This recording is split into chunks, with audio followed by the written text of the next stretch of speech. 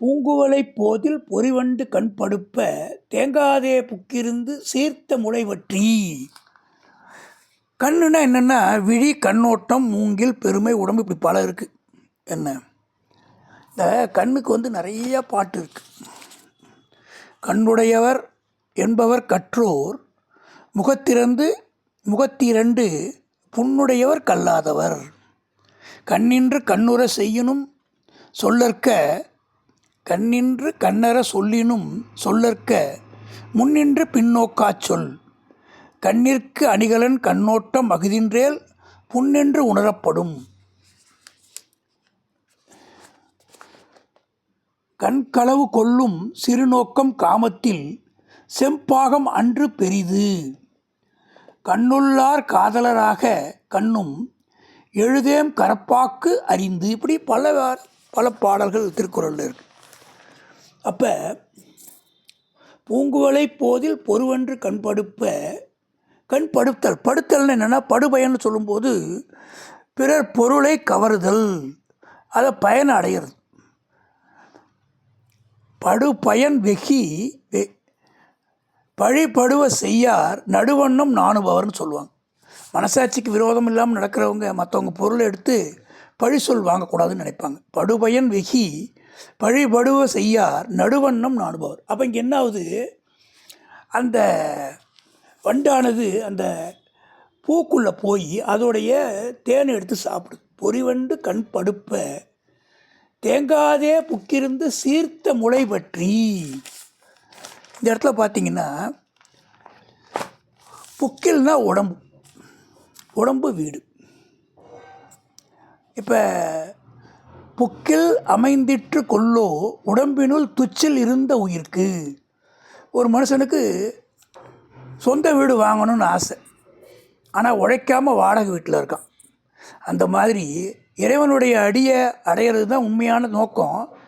அதை அடையாமல் இந்த உடம்பை வச்சுட்டு நம்ம ஆசைப்பட்டு துன்பப்படுறோங்கிறத அழகாக சொல்கிறார். புக்கில் அமைந்தின்று கொல்லோ உடம்பினுள் துச்சில் இருந்த உயிர்க்கு. அப்போ இங்கே தேங்காதே புக்கிருந்து சீர்த்த முளை பற்றி. சீருங்கிறது பெருமை, அழகு. சீர்த்தல்னா கோபிச்சுக்கிறது. ரெண்டு அர்த்தம் இருக்குது. முளைப்பற்றினா அது வெள்ளை முளை வருது. என்ன முளை வருது? அந்த நெல்லுடைய அருமையான முளை வருது. முளைன்னா என்னென்னா தனம்னு அர்த்தம், செல்வம்.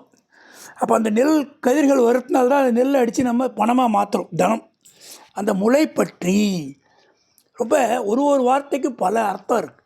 இப்போ இந்த கடா களிற்றின் மேல் கட்படாம் மாதர் படா முளை மேல் துகில். என்ன அர்த்தம் சொல்கிறாங்கன்னா, கடா களிற்றின் மேல் கட்படாம் மாதர் படா முளை மேல் துகில்.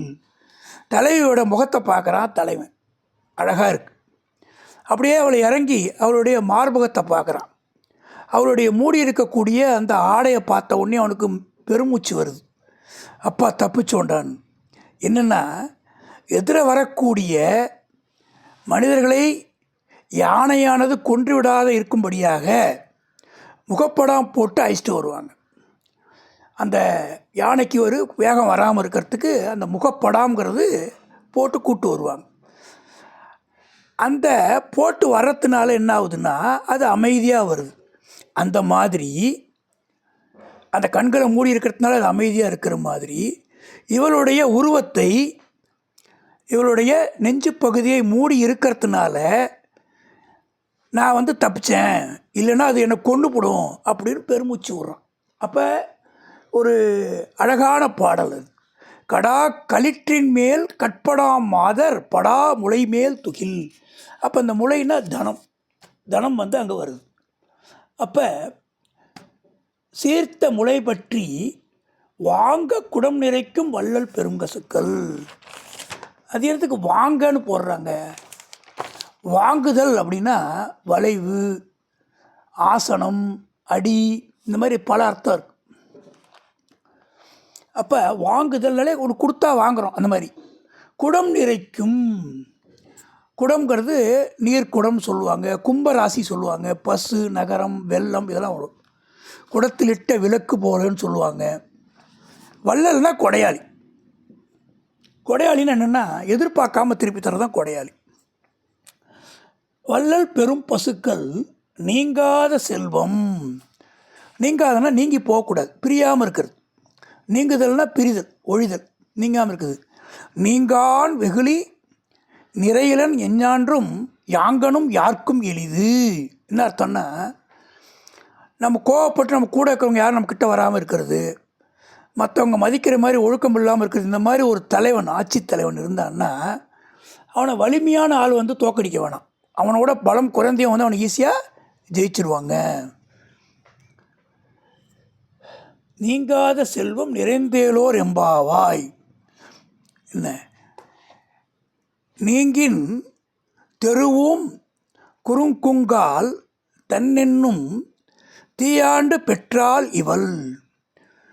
நெருப்பு ஒரு வித்தியாசமான ஒரு சிந்தனையை இங்கே சொல்லுவார். அதாவது ஒரு மனுஷன் நெருப்பை தொடும்போது சுடும், நெருப்பை விட்டு விலகி வந்துட்டால் சுடாது. ஆனால் என் தலைவி இருக்காளே, என்னுடைய காதலி, ஒரு வித்தியாசமான பொண்ணு. அவகிட்ட நான் போனால் குளிர்ச்சியாக இருக்கு, அவளை விட்டு விலகி வந்தால் எனக்கு சுடுது அப்படின்னு ஒரு அழகான பாடல். நீங்கின் தெருவும் குறுகுங்கால் தென்னென்னும் தீயாண்டு பெற்றால் இவள். அப்போ நீங்காத செல்வம் நிறைந்தேலோர் எம்பாவைய, குறையாத செல்வத்தை நீங்கள் பெறணும். செல்வம்னா ஐஸ்வர்யம், கல்வி, அழகு இப்படி சொல்லுவாங்க. செல்வம் வந்து சகடக்கால் போன்று வரும்னுவாங்க.